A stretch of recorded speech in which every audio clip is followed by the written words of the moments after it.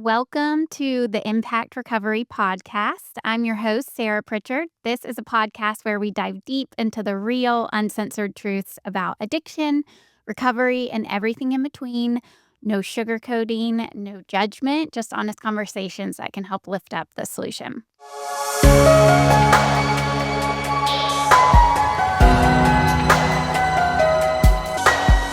So let's get started. Today, I'm excited because I have my friend, our friend at Impact, Adam Stevens, LPC with Unicorn Sober Services. Mm-hmm. How's it going? Pretty good. Very grateful to be here this morning. I know. I'm excited. I'm excited we're here because we originally had another date and you were traveling. And so glad we made it happen. Yes. And then Katie Sanders, of course, has been on before in the past episode. So if you guys haven't seen that one, go check it out. I was trying to think this morning, I guess when we met was when we met through Katie, and then we were doing like some recovery work together. Yeah. That was like the first time we met, right? I think so. On Zoom? Mm-hmm. Yeah, over Zoom. Yeah, like 4 years ago, 3 years ago, something like that. I really today wanted to get a little bit of backstory about you and how you are you now, and then also just some insight on things you see within, because you work a lot with families and individuals that are suffering from substance abuse, and just certain trends, maybe misconceptions. Okay. Just pick your brain on these kind of things. Okay. My journey, my story, who I am. I got sober back in 2009. The state of Georgia, they wanted me sober really bad. And in the state of Florida. Oh, two states. Yes. So my story includes a lot of legal issues that mounted up over the course of several years. And one of the things I would do in active alcoholism is I would just neglect responsibility. And one of those responsibilities was following up with legal issues. And I just acted like it didn't even happen. And the thing about warrants and legal issues is they don't just go away, no matter how much you drink. Yeah. And I remember one time I had gotten bailed out of jail. I was down in Statesboro, actually. And that's where I went to school. And a friend of mine who was sober, she was about my age, and I thought it was very interesting that she didn't drink and didn't do anything.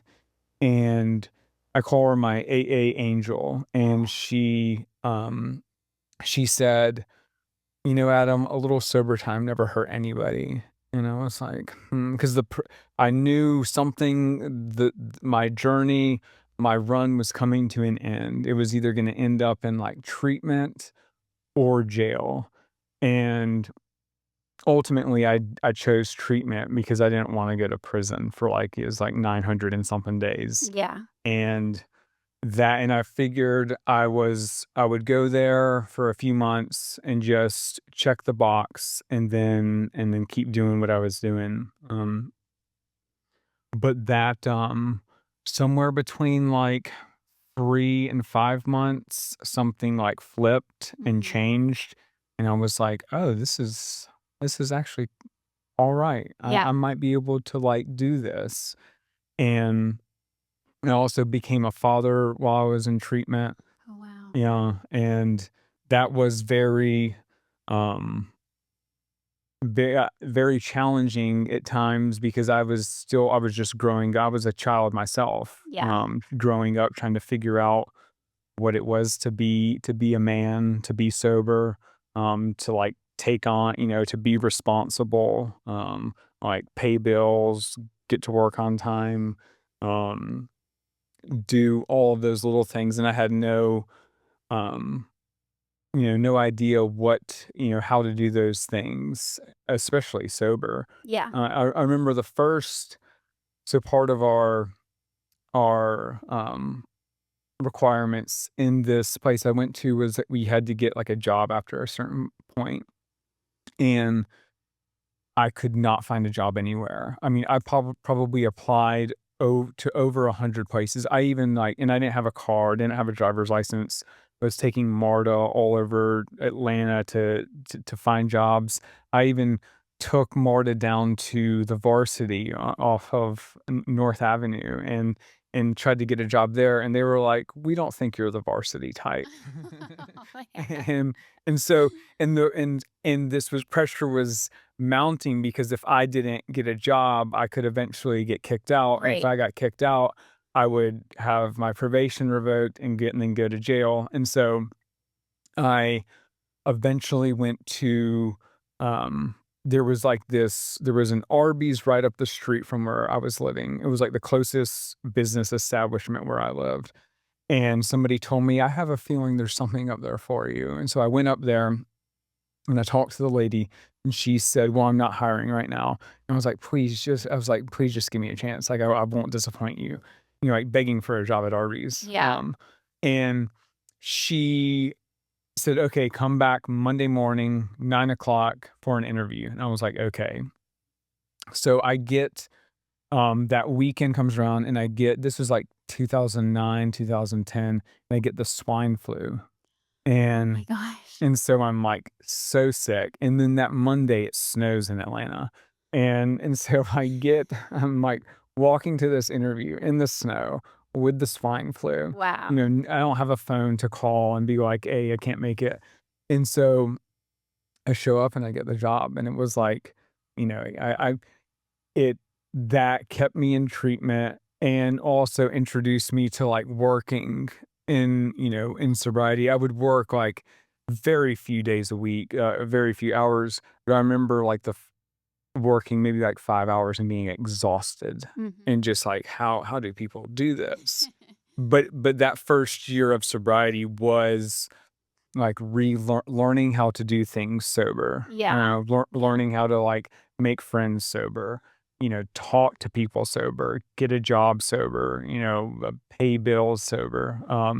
Well, and, like, when you're talking about that, I just am thinking of, like, how you're literally with the swine flu walking in the snow to try to get a job at Arby's, like, so desperate and Mhm. so willing because earlier in your story, you're like, "I just drank away my problems, like, I could not, face anything," and here you are, literally, it's like, when back in the old days, I walked I to know. school in the snow uphill, yeah. Mhm. Like, you're doing that, and I think that's important to point out because it's like, when we get that gift of desperation, it really is a gift because I would assume you woulda if you could have, like, brought that willingness on your own earlier on, like, prior to your getting in trouble with the law, like, you probably would have done that. Right. Right. And so it's just, like, really neat to hear that switch that was flipped that you said, like, maybe that happened at 3 or 5 months or Mhm. whatever of, like, no, like, I have like, this is not an option, like, Mhm. you're, like, seeking out everywhere trying to find a job, no one will hire you, and you just keep pushing, Yeah. you just keep going, because early sobriety can be hard and uncomfortable, Oh yeah. and I'm sure you were, like, not feeling great at times, Oh yeah. and so to just, like, keep pushing through that and then also I thought it was funny how you were like, "Yeah, my sober friend," which I thought was so strange, like, same, because 'cause I've had, when I was actively drinking, I knew people that were sober, and I was like, "Why would they do that? Like, Yeah. what's the why?" Yeah. It is fascinating. Yeah, it made no Mhm. sense to me, Mm-mm. but thank God for her I know. and, I know. to be able to be not scared to tell you the truth, not scared to hurt your feelings, and just tell you the Yeah. truth. Yeah, yeah, she was a little sobriety angel. Mhm. And then maybe, like, if you would touch on a little bit about people that are possibly facing jail time, because I know that can be, like, really scary.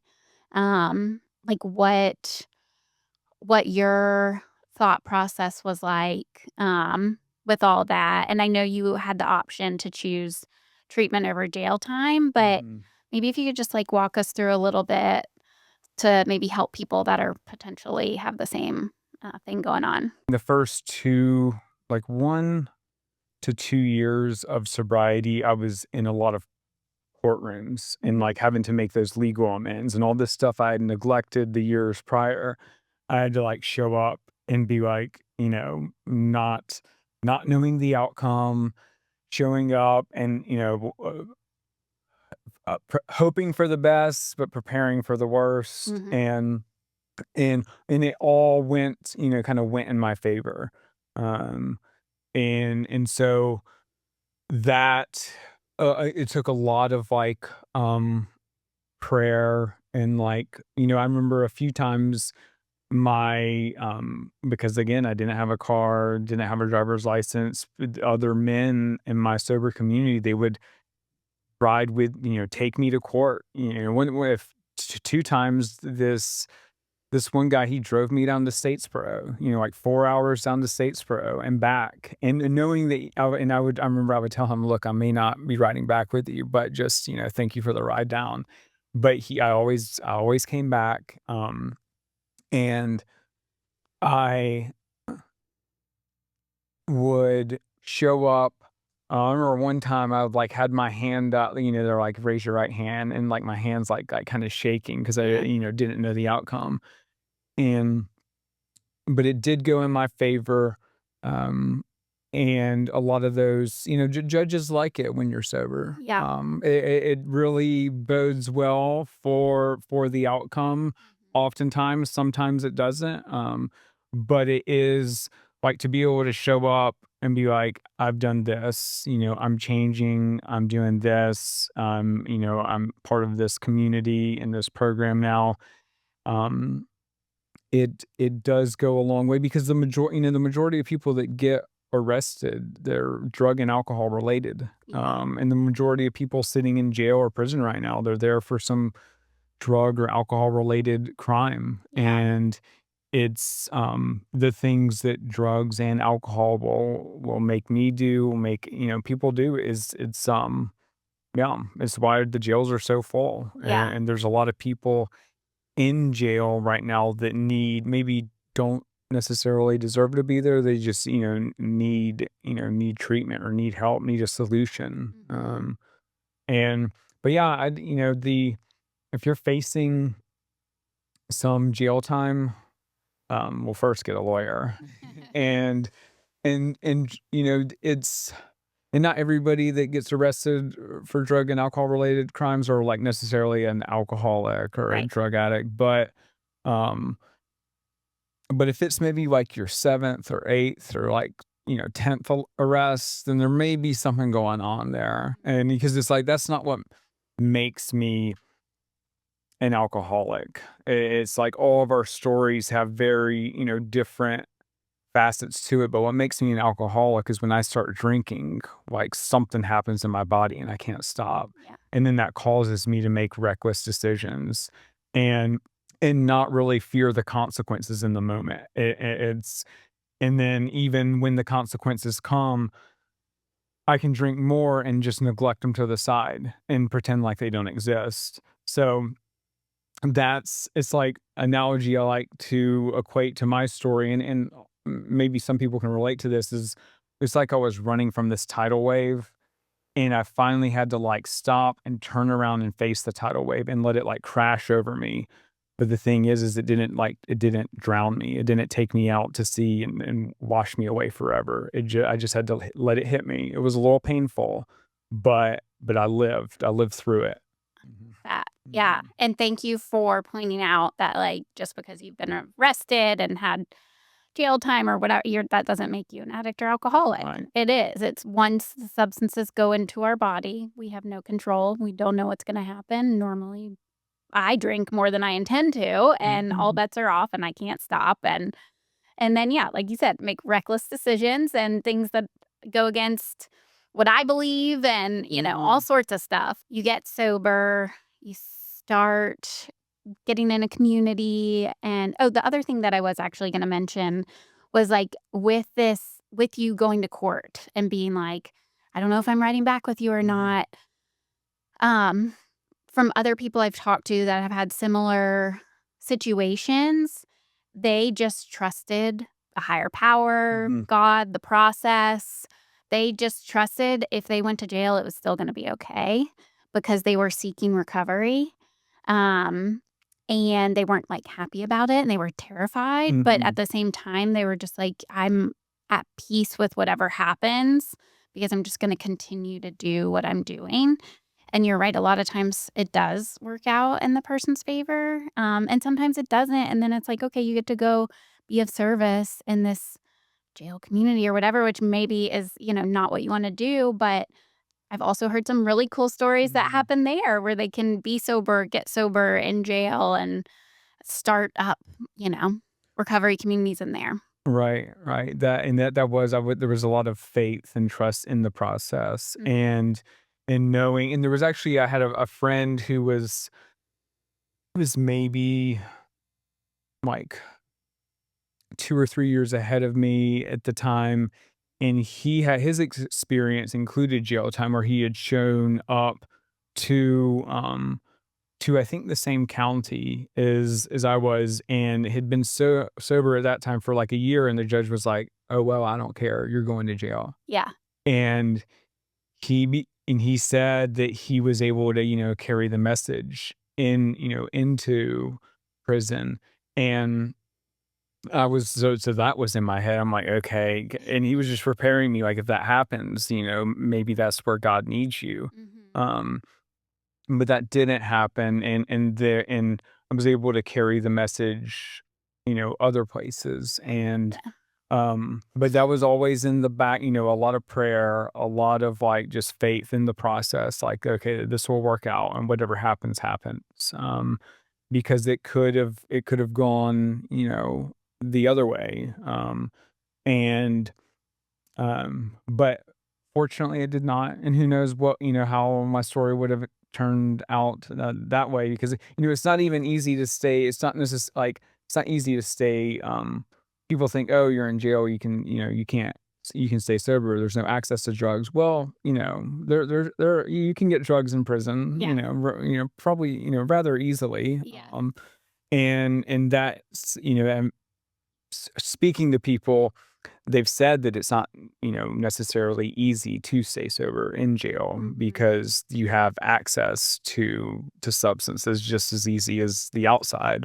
Kind of fast forwarding a little bit, you end up I was looking at your bio and you were the first addiction track at the University of North Georgia. Yes. So what is that? Tell us about that and So I went, so I got sober, and then I went back to and got my undergrad, at Georgia Southern, and it took me like a year just to get back into school, just because I had been, kicked out. You get arrested on campus and cause a scene, twice. They frown upon that, and so I had to, like, go through that, process and make amends for that. And I remember I finally spoke with, the person I needed to speak to, and I told her, like, what was happening, my story, and she was, like, almost in tears. She was so grateful about, like, what I had done, and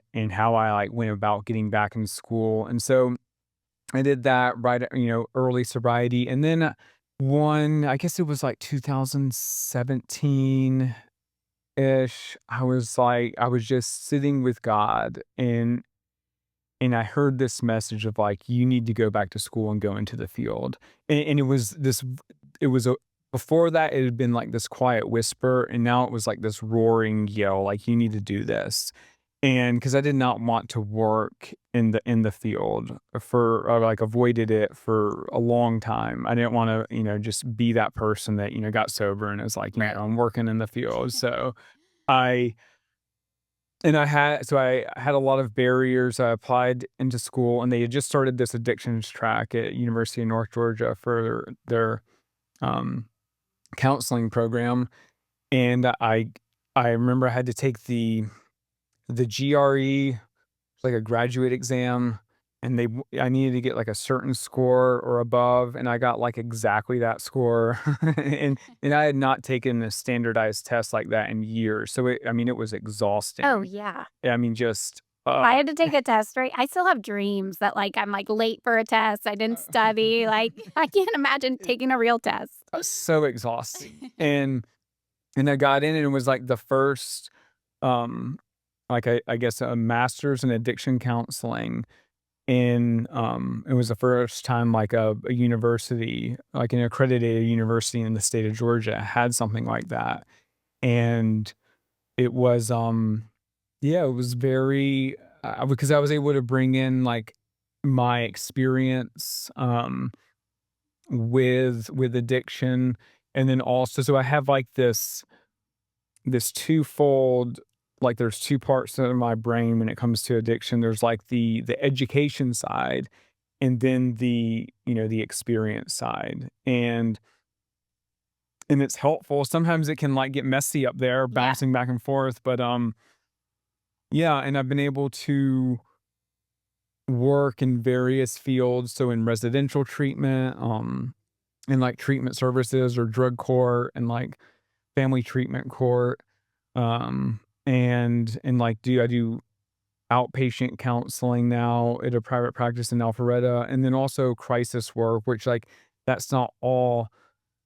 Occasionally we see some addiction doing that, but a lot of times it's mental health, suicidality, psychosis, and that's here like in I guess like I cover like Forsyth County, Hall County, like Northeast Georgia mainly, Mhm. and go visit people in crisis. And so if you're having a mental health crisis, you can call the mental health crisis hotline. And this includes addiction too, and it's 988, and they will talk to you over the phone. And if you need a team to come out, no matter where you are in the state of Georgia, a team will come out and see you. And even if it's in the Waffle House, in the Kroger parking lot, in your home, at your school, we'll even come to a jail if you're there. Yeah. So Yeah. that's, yeah. So getting into the field because you were resistant to it, Mhm. I guess, like, what are some patterns, maybe, I don't know, patterns that you're seeing with addiction that concern you most for maybe, like, lack of resources or lack of solution or. There's always been and probably always will be like a lack of resources, especially for those that are like on lower on the SES, Mhm. and there's not a lot of resources for people on like Medicare, Medicaid, in especially in Georgia. But there are a lot of like nonprofits and like and available resources out there. You just have to know where to look. Yeah. And then the I guess other trends is like so like we've been through like the opioid crisis and epidemic, and that's been, I think, the last 2 years overdoses have dropped Mhm. significantly, Yeah. and so have suicides, which is like good news. Those are like good signs that like things are starting to trend in a better direction, because it was pretty gnarly there, like in the middle of the pandemic, Yeah. and from like 2020 to 2022, 23. And so the overdoses are going down, which is good. I think more people have access to Narcan, Yeah. and more people have access to like the solution. And Narcan, just explain what Narcan Yes, is so for Narcan people that don't know. is it can reverse an overdose. It's like this nasal spray. And I think every paramedic and every police officer has it. Most treatment facilities have it. I carry it around just because, in my car, because you never know. Yeah. I mean, you never know. And but it will reverse an opioid overdose if someone has stopped breathing. Because the reason people die of overdose from opioids is your breathing slows and slows and slows until it stops. And so this can reverse that, and it's very easy to use. Mhm. And I think you can get it for either you don't need a prescription for it. You can go to like CVS, Walgreens and get it. And you can get it fairly cheap. And then there's a lot of places that like hand it out Yeah. nowadays. But it's that I think that's one of the reasons for the reduction in overdoses recently, and then just better access to care. Are you seeing, like, more of the gas station drug stuff? Okay. Yes, yes, a lot of gas station drugs like the Kratom, the Yeah. 7-OH, the I don't even know if, um, Spice is around anymore, probably, but, like, just different variants There's always something new, it of feels like. yeah, because it'll get banned, and then, like, a new product will come out that hasn't been banned because it has, like, some new chemical formula. Yeah. Um, but that stuff's pretty nasty. Like, I think you're probably better off smoking crack than anything out of a gas station, Yeah. at least any drugs out of a gas station, and then like, along with that, like, we've the legalization of cannabis across the country, in various states has made just accessibility a lot easier. And with my crisis work and then also intervention work, we see a lot of young people that are in drug-induced psychosis, or Mhm. maybe they've got like a thought disorder now, like schizophrenia or schizoaffective, that may have been triggered from cannabis use in their teens or early 20s. And that's very, very sad to see when that's emerging in a young person for the first time, because it's like, okay, your life's going to be different now, and it's Yeah. going to be challenging. And sometimes people can come out of it and live a happy, successful life, and sometimes not.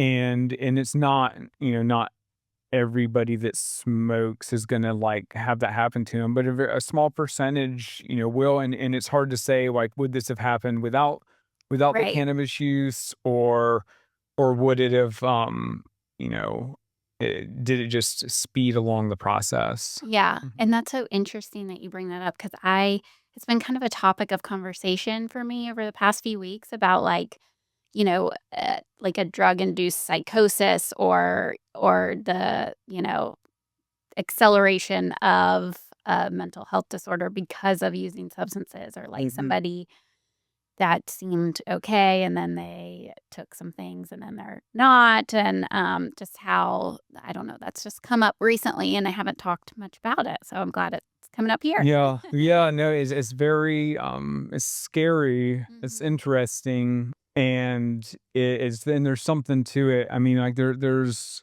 like, a decent amount of research out there that shows that can link it to, um, like, schizophrenia and schizoaffective, disorder, and it's I know, like, the earlier somebody starts smoking, using THC really in any form, um, they do increase their chance of developing that. So, like, if you're smoking when you're, like, 12, 13, 14, yeah, it increases those chances. I Wow. don't know by how much, but Yeah, it does. that's So crazy. and especially if an individual has a family history of thought disorders, Mhm. especially a parent, then, then it yeah, I would avoid it at all Yeah. costs. Mhm. Entire abstinence, as our text likes to say. Yes, yes. Staying on the topic of mental health, but maybe talking about it in a different perspective. So, with the addict and alcoholic, we suffer from, you mentioned like our bodies react differently. We have the addict alcoholic mind, but then we have this like internal condition. Mhm. Um, so, can do you see like how it can be how mental health can also be confused with, like, our spiritual illness or the spiritual malady inside, Mhm. because I was having a conversation yesterday, it's confusing because like, a lot of signs of like, alcoholism you can be depressed, you can have Right. anxiety, you Mhm. can all these things, so do you see that? Yes, and especially, it's like somebody comes into treatment and and they've been, like, drinking, and smoking for the past, like, 10 years, and you take that away, it's like, well, of course I'm gonna be anxious and depressed and, like, irritable. Right. May and, like, my mood's gonna fluctuate, so I may even appear and show symptoms that I'm, like, bipolar, Uh, and I'll be, like, high energy, energetic, excited maybe one day, and then, like, very sad, depressed, isolated for, like, maybe the next few days, mhm.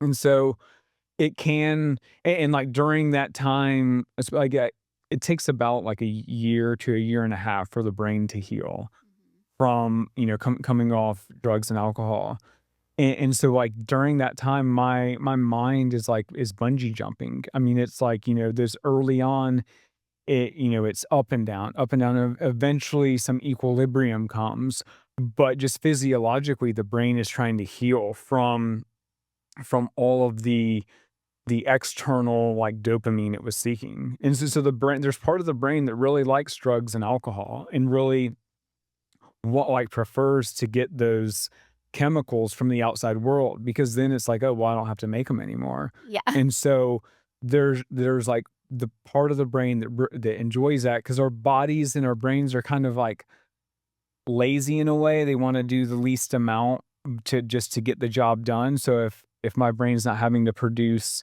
these happy chemicals because I'm feeding it to them, then it'll like kind of like slowly shut down.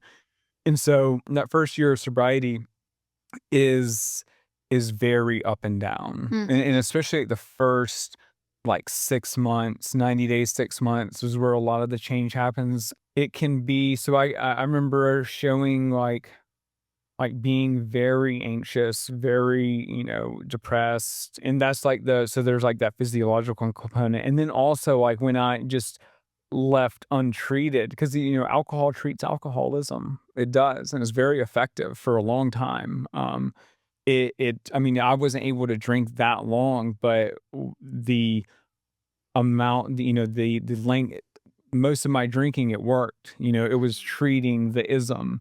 Because I feel like if families are listening, they're like, "What? Alcohol treats alcoholism?" But you're talking about that internal condition when you take the alcohol away from me, as you mentioned, I feel restless, irritable, discontent, so I am not okay in my own skin. Mhm. Therefore, I need relief, and if I cannot find it somewhere else, I'm gonna go back to the bottle every single time because I know that it works. Right. And the problem is like, yes, it works in that moment or that hour or whatever, but then, like we talked about earlier, I have no control. So I'm just Mhm. gonna continue to keep going and going and going until, the body physically stops me, I get a Mhm. consequence, enter blank. Um, and so but yeah, like, that's why we continue to drink, and I think families get so confused because, like, you just got out of jail and you're drinking, or you just got out of the hospital and you're drinking again, or you just overdosed and you're Mhm. shooting up. It's like because the substances do so much for us, and they Mhm. provide something for us to be able to be okay until it's not. And right, until it stops working, Yeah. and my baseline is like that not being okay, that restlessness, the irritability, the discontentment, the world's out to get me, I'm a victim, like, how dare you do that? And, just brewing and being fueled on like resentment, self-will, um, agitation. And so I have like the option to, it's like, okay, I can treat it. And I think for the longest time, I didn't know what, I just knew I could treat it with alcohol. And Mhm.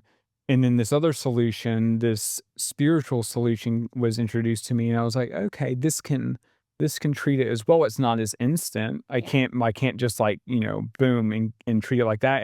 It's like it's this long-term process and it's like I have to be diligent and disciplined about doing these things that keep me fulfilled spiritually because that's the issue. It's like it's in here and it's really an inside job to change my internal state because I will want to look for external things to change the way I feel. I mean, I can even fall into this today of like, Mhm. ooh, I need those shoes, or I need to buy, I need to get this, I Yeah. need that. Like, this is going to make me feel better. Like, oh, Right. ooh, maybe I do need a new car. Yeah. And like these things can really like, they can maybe make me happy for a fleeting moment. But what I'm really after is like that joy, like that everlasting internal joy that's like radiating from me throughout the day, no matter really what's going on externally. Right. And that may be the key to life is like finding that, whether you're,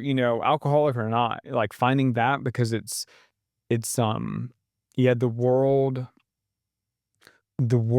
is not gonna like give me happiness, or joy at least.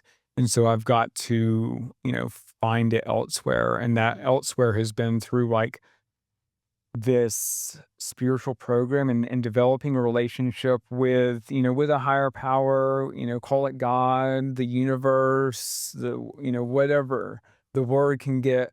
The word doesn't even matter, but it's like that thing, and even like breaking it down to just love. I used to do this one group, and it was about the meaning of life, and we would do it like every Monday, and we would discuss. It was like all people in early recovery, and we would talk about like what the meaning of life is. Like, and I would write on the whiteboard, the meaning of life is blank.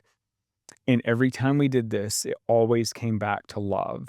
And not just like that love, like, oh, falling in love or like romantic love. It's like, no, like this deep, deep love that's like in all of us and that's like at the center of the universe and can't and like it once that gets awakened, then and that's like alive inside of us because it can get alcohol like clouded that, but it just had to be, dusted off and cracked through. There are absolutely many people out there that can get caught up with the word God or whatever with certain upbringings, and it's like to look at the power behind the word Mhm. because there is absolutely a power in my life working that has removed the obsession to drink, first and foremost, but then it's just, like, so much more after that, right? Right. Like, I was talking to someone the other day, and I just I say this often, but I really just wanted to get back to the way it was. Like, I really was like, when I was in Statesboro, like, "Can I Mhm. just drink and party at night? I can still get up and go to class. I can do these things." And our text talks about our lives will be recreated. Like, we get Mhm. uh, and so it's not even it's so much better. And, like, just not drinking is, like, the first I guess, spiritual experience that maybe I had of, like, that obsession being removed, but then it's like, it goes so much further than that. Like, that's just a Mhm. byproduct of this program and this spiritual way of living and a power working in your life, and, I think if people can just get down with the fact that there's a power that's gonna be working in your life that's bigger than you, because obviously if you could handle it, you would have done it by now, usually, and I don't know if you see Mhm. that, like, when you're talking with people, but Similar experience. It's like I had this moment, it was like that desire, that obsession to drink was removed. I was like, well, if this power can do that, and like what else can it do? Like where else can I take this thing? And yeah. like and then like throughout the next several years, I like saw like and even today just instances. It almost feels like having a cheat code in life, like to where you get like these like special um like powers or guidance of like to get through things and to like it's like magic kind of. Yeah. And yeah, and like I want everyone to experience that, Mhm. because I believe everybody can experience that because it's like I'm just, I'm not special, I'm just a dude, with that, not that special at all. I have a like I'm just like anybody else. And I sometimes like to think I'm special, but Mhm. I'm not. I'm not. Just changing, topics again here because I did wanna talk about this because I think this is also very important for families or loved ones that are listening, with like the work that you do with interventions, like the failure to launch type person who is maybe been living in their parents' basement or they haven't gotten a real job or responsibilities? Like, what are some trends you see there that maybe could be helpful for families that might be listening? Or how you've helped people in the past with that kind of situation? I was a failure to launch myself, living at home, drinking in the basement, and thinking, and like, so a lot of times dads think, oh, well, he just needs to get a job. And then, and it's like one of two things. It's like, oh, he just needs to get a job or he just needs to find a good woman. Yeah. And so a lot of times that's not gonna work. Like if you have what I have, that's not gonna be enough. Because I tried to get, I did get a job um while in active alcoholism, and then I was fired from that job. Yeah, I think I was fired from 2 jobs in the same day. That's yeah, so Put that one on the resume. and it is difficult being young and in 2026, and then especially if you throw an addiction on top of that. Um, and the other thing about me is, and what I found other people like me is, I can really charm you and like make you think I'm doing so well, and like, deflect and place blame on other people of like, oh, or and like buy myself time because that's all I'm trying to do. It doesn't even matter. Like I'm just trying to buy enough time to get through the day and like again push those consequences or confrontations off until tomorrow. Mhm. And so if you're gonna confront me about my drinking, well, I will like a magician come up with things to delay it as long as possible, even if it's just an hour. Yeah. And just so I can do what I want to do.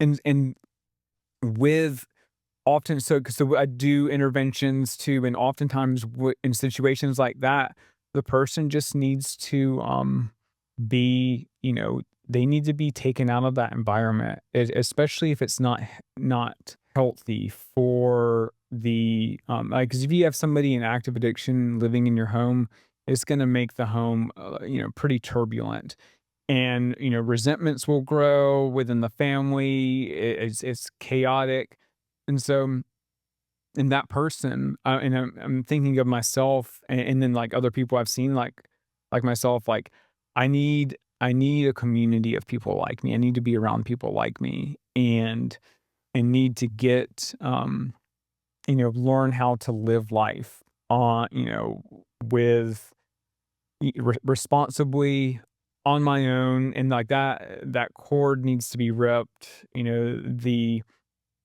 from and the only people that have the power to do that are usually the parents that are, in the home, oftentimes enabling the behavior, maybe even not even knowing they're enabling the behavior. Right. But it's and, and everyone worries like, "Oh, well, I don't want my child to be homeless." A lot of people, we don't end up homeless that often. Yeah. We're rather resourceful, Right. and we can continue what we wanna do for maybe an X number of days, weeks, but it, it can get better, and then, so I've met people who said, "I'd rather be homeless than get help," and Right. we'll do that. Which is absolutely so insane. Mhm. It's the That's yeah. the power of addiction, of Yeah. alcoholism. It's why I call it the second most powerful thing in the world. Mhm. Because I've seen people who, I mean, we could say that probably the strongest bond on earth is probably between maybe like a parent and a child, maybe even like a mother and a child. Yeah, I've seen like that love is like so great, and like hard to penetrate, but I've seen this disease rip through that like tissue paper, Yeah. and seen people knowing that they would lose their children forever if they went out and used again, yet they did it. And it's like that's like scary how powerful that is. Yes. Like what's stronger than that? Like Mhm. so you, and that's like that's what we're dealing with is something that that insidious, that baffling, and that powerful. And so it kind of gives me chills sometimes to think about. I mean, I've seen it rip through marriages, rip through like, you know, high paying jobs. And because there's really people get sober or like enter into treatment for like five reasons. And one, a doctor says, look, you got to get help or you're going to die. Two, a judge, like in my case, says either you get help or you go to jail. Three, a family member says get help or you're out. Mhm. Um, Four, a job, an employer says you need to get help or you're losing this job, and that only works if you have like a high end job.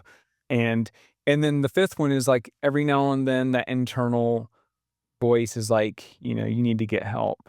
And usually it's a combination of like, maybe one or, two or three of those things.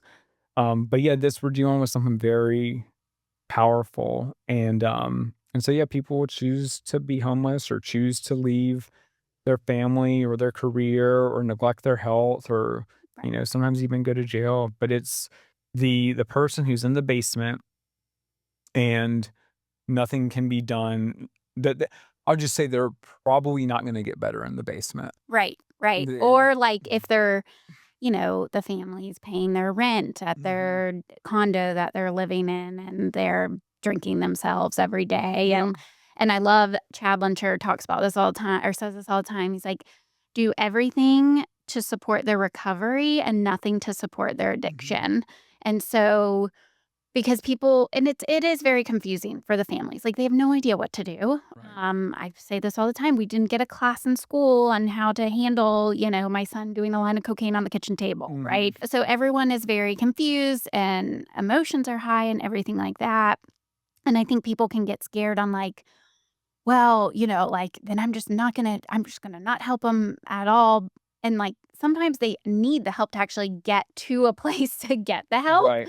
and, every situation can be different for sure. But I think that what Chad says all the time, do everything to support their recovery and nothing to support their addiction.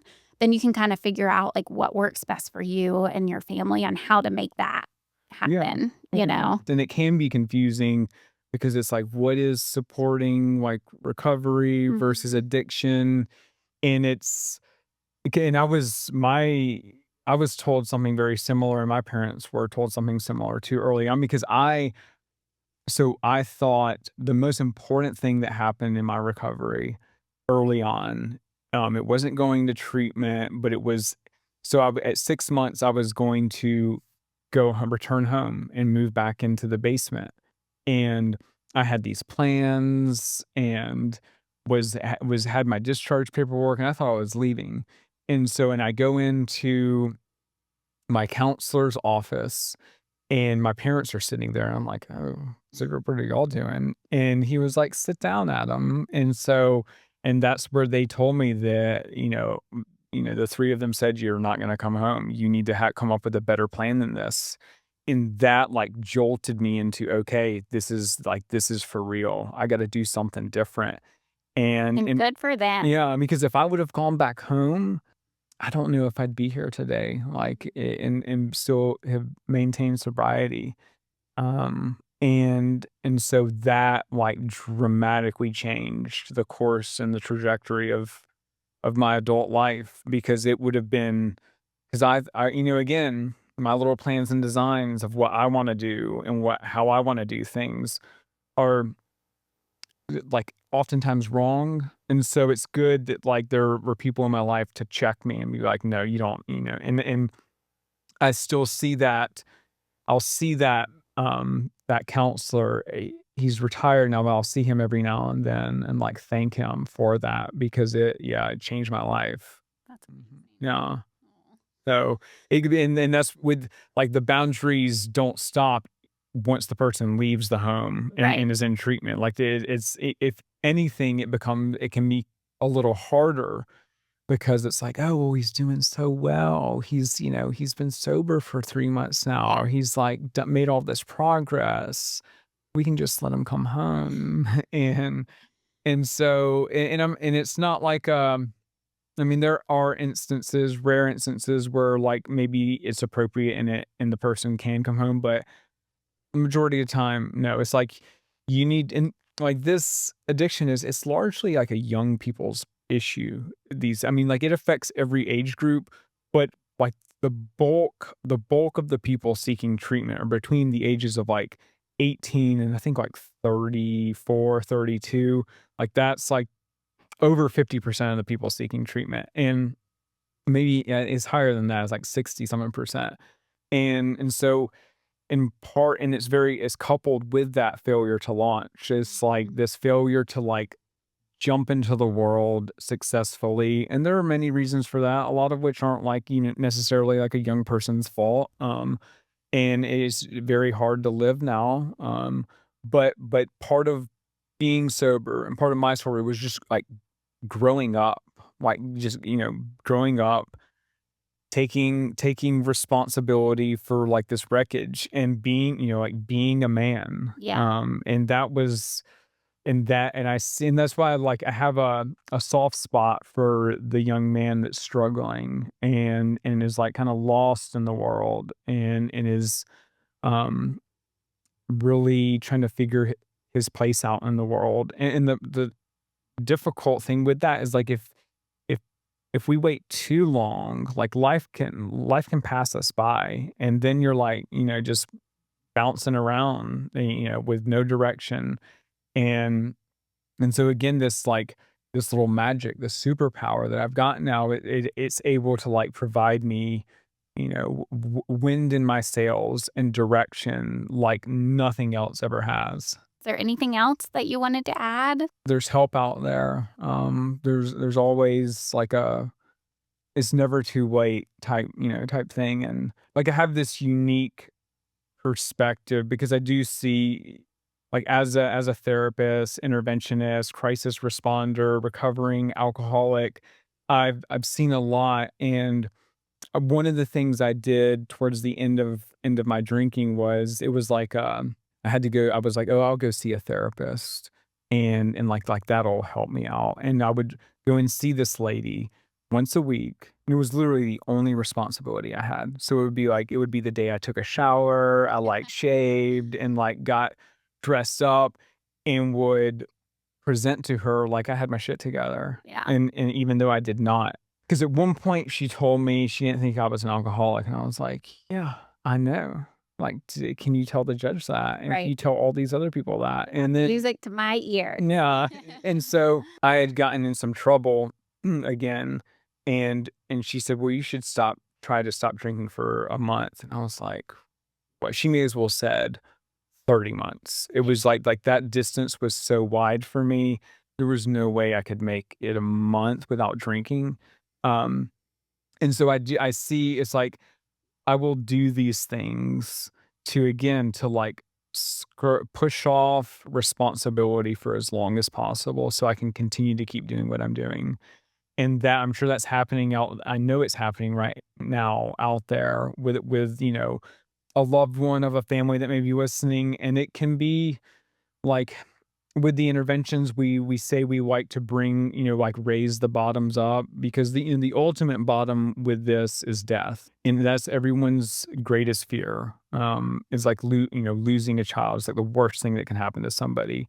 And that's why these things are very like fragile and delicate with when working with families, but they're you know we know this disease inside and out, and it's very predictable. Like us alcoholics, we're all very predictable. There's Yeah. only like 5 or 6 versions of us. Right. And again, back to like the fear of being homeless or like dying on the streets, the place somebody is most likely to overdose and die is in their parents' home. Wow. And so like statistically speaking, that is where they will, if they do overdose and die, that's probably where it will happen. In the comfort of, mom and dad's home. Yeah. And so it's a painful process for everybody involved, to extract that person out. But I've seen it happen so many times in like positive stories Yeah. where someone goes on to be, thriving member of society, being being of service and helping out the next person, being, gainfully employed and just being like, and then, but most importantly, like being very happy and like at peace because that's priceless. Yeah. I mean, that is like the whole goal of this. It's like, it wasn't just enough for me. Like, I, I like to feel good. So if I were not a happy customer of the sobriety thing, I would have gone back a long time ago. For me to get in this and stick with it, it means a lot because I love feeling fulfilled and happy and joyous and free. And so that's why I stick around and continue to do this. So if that ever changes, I'll let y'all know. Mhm. Perfect. I love it. I love it. Well, thank you so much. Thank you. This was great. Yes, thank you. And thank you for tuning in to another episode. I hope today's conversation has inspired you, opened your mind, maybe even your heart a little bit. But remember, you're not alone. Share this episode with someone who needs to hear it. And don't forget to like and subscribe. And we'll have all the links below so you can find Adam and Unicorn Sober Services. But until next time, keep making an impact. Bye, y'all.